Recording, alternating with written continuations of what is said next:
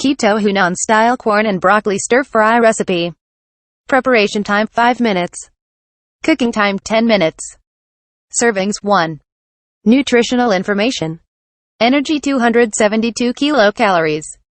Protein 15.6 grams 19%.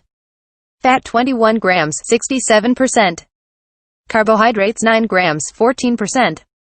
Fiber 4.4 grams. Ingredients: 75 grams Quorn Nuggets, 25 grams broccoli trimmed into florets, 30 grams red bell pepper diced, 10 grams minced garlic, 1 tablespoon vegetable oil, 1 tablespoon chili bean paste, 1/2 cup water, 1 tablespoon vinegar, 2 teaspoons low-sodium soy sauce, 2 tablespoons tomato sauce sugar-free. Procedure: 1. Heat vegetable oil in a pan. Add Quorn Nuggets and brown slightly on both sides.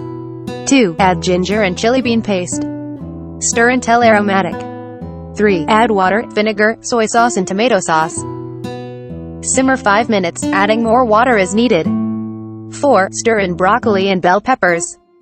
Simmer for 2 more minutes. 5. Serve hot.